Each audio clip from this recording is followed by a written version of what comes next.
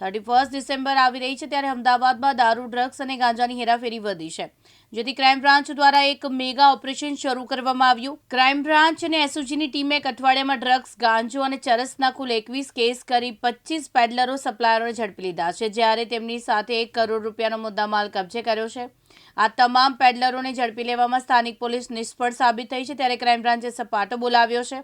Ahmedabad crime બ્રાન્ચના JCP શરદ સિંઘલે DCP crime Ajit રાજીયાન અને DCP SOG Rahul ત્રિપાઠીને શહેરના ડ્રગ્સ પેડલરો પર વોચ રાખી ડ્રગ્સના વેપારને અટકાવવા માટે કવાયત શરૂ કરવા આદેશ આપ્યો છે, જેના પગલે તમામ સ્કોડ કામે લાગી ગયા છે અને માત્ર અઠવાડિયામાં ડ્રગ્સ સપ્લાયરો અને પેડલરોની જુદી જુદી સિન્ડિકેટ પર વોચ રાખીને પોલીસે 21 કેસ કરી 1 કરોડ રૂપિયાના મુદ્દામાલ સાથે 25 પેડલરો, સપ્લાયરોને ઝડપી લીધા છે।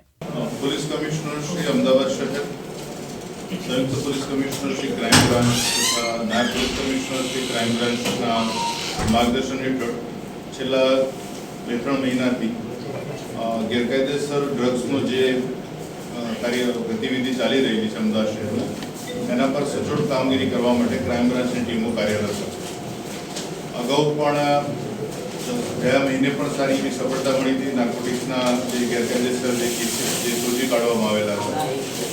ચાલુ માસમાં છેલ્લા 1 વીકમાં કુલ 11 અલગ અલગ હેડ હેઠળ એનડીપીએસ એક્ટ હેઠળ કેસો શોધી શકાયેલા છે, જેમાં એમડીના 6 કેસ છે, ગાંજાના 4 કેસ છે, ચરસનો 1 છે, એમ કુલ મળી 11 એનડીપીએસ એક્ટ હેઠળના કેસો શોધી કાઢવામાં આવેલા છે। આ ગેરકાયદેસર પ્રવૃત્તિ જે અમદાવાદના અલગ અલગ વિસ્તારોમાં ડ્રગ પેડલર્સ દ્વારા કરવામાં આવી રહી હતી, એના ઉપર સખત કાર્યવાહીના ભાગરૂપે હાલ પ્રથમ તબક્કામાં એક સારી સફળતા મળી છે।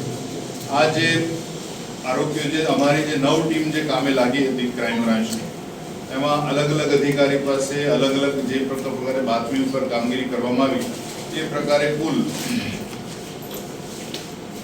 533 ગ્રામ અને અંદાજે 550 ગ્રામ જેટલો એમડીનો જથ્થો પકડાયો છે, 12 કિલો 556 ગ્રામ ગાંજો પકડાયેલો છે, ચરસ 45 ગ્રામ અને જે કપ સિરપ જે છે જે પ્રતિબંધિત છે, જે કોડિન ફોસ્ફરસના જે સિરપ જે છે એને 6 બોટલ પકડાયેલી છે। કુલ બધો મળીને મુદ્દામાલ અંદાજે 57 લાખ રૂપિયા જેટલો થાય છે। અને આ તમામ કેસોમાં જે શરૂઆતમાં અને તપાસ દરમિયાન એટલે કે આ છેલ્લા 3 દિવસમાં કુલ 14 આરોપી પકડાયા છે। આજે વિસ્તારો જે છે જ્યાં જ્યાંથી આ જથ્થો પકડાયો એ ખાસ કરીને સરખેજ છે, જ્યાંથી જે ગાંજાનો જથ્થો પકડાયો હતો, અને એ જથ્થો જ્યારે આગળની જે તપાસ હાથ ધરવામાં આવી ત્યારે જાણવા મળ્યું છે કે ઓરિસ્સાથી અગાઉ પણ પકડાયેલો જે ગાંજો હતો એ જ રૂટનો આ જે ગેરકાયદેસર મુદ્દામાલ જે છે એ કબજે કરવામાં આવેલો છે। બીજો એક કેસ છે જે એમડીનો છે અને એ દરિયાપુરનો છે, અને લાલ દરવાજા પાસેથી એ ડ્રગ પેડલર્સને પકડવામાં આવેલો છે।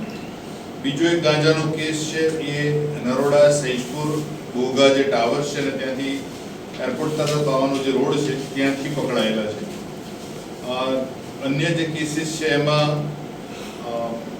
જુહાપુરાના ફરીથી 2 કેસ શોધી શકાયેલા છે જે એમડીના છે, અને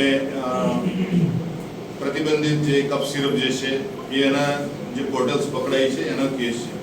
આ ઉપરાંત ચરસ અને એમડી ડ્રગ્સના અલગ અલગ નવા નરોડા અને સરખેજ ખાતેથી પણ આ કેસો શોધી શકાયેલા છે। એ તદુપરાંત નવા વાડજ ખાતેથી અગાઉ લગભગ 350 ગ્રામથી વધારે એમડીનો જથ્થો જે દંપતી પાસેથી પકડવામાં આવેલો હતો એ આપણે એની પ્રેસ આપેલી છે એકવાર। આ ઉપરાંત વટવા ખાતેથી પણ 2 આરોપી પકડવામાં આવેલા છે, અને આ જે અત્યાર સુધીમાં આ ઉપરાંત જે પકડાયેલા જે છે ખાનપુરથી પણ પકડાયેલા છે। આ જે કુલ 14 આરોપી 16 આરોપી જે પકડાયેલા છે એમાં 4 આરોપી એવા છે કે જે અગાઉ પણ નાર્કોટિક્સના કેસમાં એ લોકો પકડાયેલા છે 2023-24માં, અને જામીન મુક્ત થયા બાદ ફરીથી આ ગેરકાયદેસર પ્રવૃત્તિમાં એ લોકો સંડોવાયેલા છે।